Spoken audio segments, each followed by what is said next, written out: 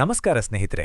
ಇಂದಿನ ಈ ವಿಶೇಷ ವಿಡಿಯೋದಲ್ಲಿ ನಾವು ಕರ್ನಾಟಕದ ಇತಿಹಾಸದಲ್ಲಿ ವಾಸ್ತುಶಿಲ್ಪದ ಅದ್ಭುತ ಅಧ್ಯಾಯವನ್ನು ಬರೆದ ಸುಲ್ತಾನರ ರಾಜಧಾನಿಯಾಗಿದ್ದ ಮತ್ತು ಸಾಂಸ್ಕೃತಿಕ ವೈಭವಕ್ಕೆ ಹೆಸರಾದ ವಿಜಯಪುರ ಜಿಲ್ಲೆ ಬಗ್ಗೆ ಸಂಪೂರ್ಣ ಮಾಹಿತಿಯನ್ನು ತಿಳಿದುಕೊಳ್ಳಲಿದ್ದೇವೆ.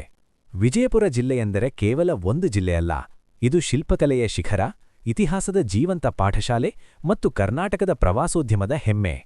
ಹಿಂದಿನ ಕಾಲದಲ್ಲಿ ಬಿಜಾಪುರ ಎಂದು ಕರೆಯಲ್ಪಟ್ಟಿದ್ದ ಈ ಜಿಲ್ಲೆ ಇಂದು ವಿಜಯಪುರ ಎಂಬ ಹೆಸರಿನೊಂದಿಗೆ ತನ್ನ ಐತಿಹಾಸಿಕ ಗರ್ವವನ್ನು ಮುಂದುವರಿಸಿಕೊಂಡಿದೆ.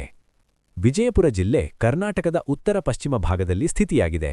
ಈ ಜಿಲ್ಲೆಗೆ ಉತ್ತರದಲ್ಲಿ ಮಹಾರಾಷ್ಟ್ರ, ದಕ್ಷಿಣದಲ್ಲಿ ಬಾಗಲಕೋಟೆ ಜಿಲ್ಲೆ, ಪೂರ್ವದಲ್ಲಿ ಕಲಬುರಗಿ ಜಿಲ್ಲೆ ಮತ್ತು ಪಶ್ಚಿಮದಲ್ಲಿ ಮಹಾರಾಷ್ಟ್ರದ ಭಾಗಗಳು ಹೊಂದಿಕೊಂಡಿವೆ. ಭೌಗೋಳಿಕವಾಗಿ ಇದು ಡೆಕ್ಕನ್ ಪೀಠಭೂಮಿಯ ಭಾಗವಾಗಿದ್ದು, ಒಣ ಹವಾಮಾನ ಮತ್ತು ವಿಶಾಲ ಬಯಲು ಪ್ರದೇಶಗಳು ಇದರ ಲಕ್ಷಣ. ವಿಜಯಪುರ ಜಿಲ್ಲೆಯ ಇತಿಹಾಸ ಅತ್ಯಂತ ಶ್ರೀಮಂತವಾಗಿದೆ. ಚಾಲುಕ್ಯರು, ರಾಷ್ಟ್ರಕೂಟರು, ಯಾದವರು, ಬಹಮನಿ ಸುಲ್ತಾನರು ಮತ್ತು ನಂತರ ಆದಿಲ್ ಶಾಹಿ ವಂಶ ಈ ಎಲ್ಲ ಆಡಳಿತಗಳು ವಿಜಯಪುರದ ಇತಿಹಾಸವನ್ನು ರೂಪಿಸಿವೆ.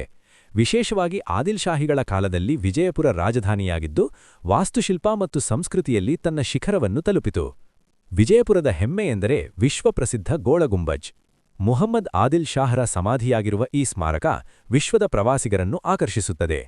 ಗೋಳಗುಂಬಜ್ ಕೇವಲ ಒಂದು ಕಟ್ಟಡವಲ್ಲ, ಅದು ಶಿಲ್ಪಕಲೆಯ ಸಾಹಸ. ಇದಕ್ಕೆ ಜೊತೆಗೆ ಇಬ್ರಾಹಿಂ ರೌಜಾ, ಜುಮ್ಮಾ ಮಸೀದಿ, ಬಾರಾ ಕಮಾನ್, ಅಸರ್ ಮಹಲ್ ಮತ್ತು ಮಾಲಿಕ್ ಇ ಮೈದಾನ್ ತೋಪು ವಿಜಯಪುರದ ಇತಿಹಾಸವನ್ನು ಜೀವಂತವಾಗಿ ತೋರಿಸುತ್ತವೆ. ಪ್ರತಿಯೊಂದು ಸ್ಮಾರಕವೂ ತನ್ನದೇ ಆದ ಕಥೆಯನ್ನು ಹೇಳುತ್ತದೆ. ಧಾರ್ಮಿಕ ಮತ್ತು ಸಾಂಸ್ಕೃತಿಕವಾಗಿ ವಿಜಯಪುರ ಜಿಲ್ಲೆ ಅತ್ಯಂತ ಸಹಿಷ್ಣು ಪ್ರದೇಶ. ಇಸ್ಲಾಮಿಕ್ ವಾಸ್ತುಶಿಲ್ಪದ ಜೊತೆಗೆ ಹಿಂದೂ ಧರ್ಮದ ಪುರಾತನ ದೇವಸ್ಥಾನಗಳು ಇಲ್ಲಿ ಸಹಬಾಳ್ವೆಯ ಸಂಕೇತವಾಗಿ ನಿಂತಿವೆ. ಹಬ್ಬಗಳು, ಉತ್ಸವಗಳು ಮತ್ತು ಉರುಸ್ಗಳು ಜಿಲ್ಲೆಯ ಸಂಸ್ಕೃತಿಯನ್ನು ಮತ್ತಷ್ಟು ಜೀವಂತಗೊಳಿಸುತ್ತವೆ. ವಿಜಯಪುರ ಜಿಲ್ಲೆಯ ಕೃಷಿ ವ್ಯವಸ್ಥೆ ಮಳೆ ಅವಲಂಬಿತವಾಗಿದ್ದರೂ ಇಲ್ಲಿನ ರೈತರು ತಮ್ಮ ಶ್ರಮದಿಂದ ಭೂಮಿಯನ್ನು ಫಲವತ್ತಾಗಿಸಿದ್ದಾರೆ. ಜೋಳ, ಬಾಜ್ರಾ, ಗೋಧಿ, ಸೂರ್ಯಕಾಂತಿ ಮತ್ತು ದ್ರಾಕ್ಷಿ ಇಲ್ಲಿ ಪ್ರಮುಖ ಬೆಳೆಗಳು. ವಿಶೇಷವಾಗಿ ವಿಜಯಪುರದ ದ್ರಾಕ್ಷಿ ಬೆಳೆ ರಾಜ್ಯಮಟ್ಟದಲ್ಲಿ ಹೆಸರುವಾಸಿಯಾಗಿದೆ. ವಿಜಯಪುರ ಜಿಲ್ಲೆಯ ಪ್ರಮುಖ ನದಿ ಕೃಷ್ಣಾ ನದಿ. ಕೃಷ್ಣಾ ನದಿಗೆ ಸಂಬಂಧಿಸಿದ ಆಲ್ಮಟ್ಟಿ ಆಣೆಕಟ್ಟು ಮತ್ತು ಇತರ ನೀರಾವರಿ ಯೋಜನೆಗಳು ಜಿಲ್ಲೆಯ ಕೃಷಿ ಅಭಿವೃದ್ಧಿಗೆ ಮಹತ್ವದ ಪಾತ್ರ ವಹಿಸಿವೆ. ಆಡಳಿತಾತ್ಮಕವಾಗಿ ವಿಜಯಪುರ ಜಿಲ್ಲೆಯಲ್ಲಿ ವಿಜಯಪುರ, ಇಂಡಿ, ಮುದ್ದೇಬಿಹಾಳ, ಬಸವನ ಬಾಗೇವಾಡಿ, ಸಿಂದಗಿ ಸೇರಿದಂತೆ ಹಲವಾರು ತಾಲೂಕುಗಳಿವೆ. ಪ್ರತಿಯೊಂದು ತಾಲೂಕಿಗೂ ತನ್ನದೇ ಆದ ಇತಿಹಾಸ ಮತ್ತು ಸಾಂಸ್ಕೃತಿಕ ಗುರುತು ಇದೆ. ಶಿಕ್ಷಣ ಕ್ಷೇತ್ರದಲ್ಲಿಯೂ ವಿಜಯಪುರ ಜಿಲ್ಲೆ ಮುಂಚೂಣಿಯಲ್ಲಿದೆ.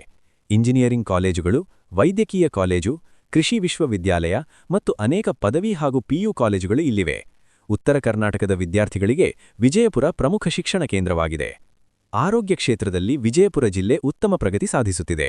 ಸರ್ಕಾರಿ ವೈದ್ಯಕೀಯ ಕಾಲೇಜು ಮತ್ತು ಸುಸಜ್ಜಿತ ಆಸ್ಪತ್ರೆಗಳು ಜಿಲ್ಲೆಯ ಜನರಿಗೆ ಉತ್ತಮ ಆರೋಗ್ಯ ಸೇವೆ ನೀಡುತ್ತಿವೆ. ಭಾಷೆ ಮತ್ತು ಸಂಸ್ಕೃತಿಯ ದೃಷ್ಟಿಯಿಂದ ವಿಜಯಪುರ ಜಿಲ್ಲೆ ವೈವಿಧ್ಯತೆಯ ನೆಲ.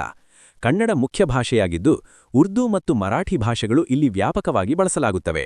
ಈ ಭಾಷಾ ಸಂಸ್ಕೃತಿಯ ಮಿಶ್ರಣ ವಿಜಯಪುರವನ್ನು ವಿಶಿಷ್ಟಗೊಳಿಸಿದೆ. ಸಾರಿಗೆ ವ್ಯವಸ್ಥೆಯಲ್ಲಿ ವಿಜಯಪುರ ಜಿಲ್ಲೆ ಉತ್ತಮ ಸಂಪರ್ಕ ಹೊಂದಿದೆ. ರೈಲು ಮಾರ್ಗಗಳು, ರಾಷ್ಟ್ರೀಯ ಮತ್ತು ರಾಜ್ಯ ಹೆದ್ದಾರಿಗಳು ಈ ಜಿಲ್ಲೆಯನ್ನು ಮಹಾರಾಷ್ಟ್ರ ಮತ್ತು ಕರ್ನಾಟಕದ ಇತರ ಭಾಗಗಳೊಂದಿಗೆ ಜೋಡಿಸುತ್ತವೆ.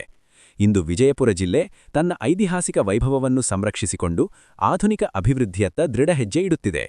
ಪ್ರವಾಸೋದ್ಯಮ, ಶಿಕ್ಷಣ, ಕೃಷಿ ಮತ್ತು ಮೂಲಭೂತ ಸೌಕರ್ಯಗಳ ಬೆಳವಣಿಗೆ ಜಿಲ್ಲೆಯ ಭವಿಷ್ಯವನ್ನು ಉಜ್ವಲಗೊಳಿಸುತ್ತಿವೆ.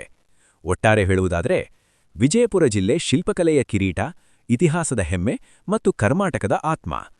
ಕಲ್ಲಿನಲ್ಲಿ ಕೆತ್ತಿದ ಕನಸುಗಳು, ಗುಂಬಜುಗಳಲ್ಲಿ ಪ್ರತಿಧ್ವನಿಸುವ ಇತಿಹಾಸ, ಅದೇ ನಮ್ಮ ವಿಜಯಪುರ. ನಿಮಗೆ ಈ ವಿಡಿಯೋ ಇಷ್ಟವಾದಲ್ಲಿ ಲೈಕ್ ಮಾಡಿ, ಶೇರ್ ಮಾಡಿ ಮತ್ತು ನಮ್ಮ ಚಾನಲ್ಗೆ ಸಬ್ಸ್ಕ್ರೈಬ್ ಮಾಡೋದನ್ನ ಮರಿಬೇಡಿ.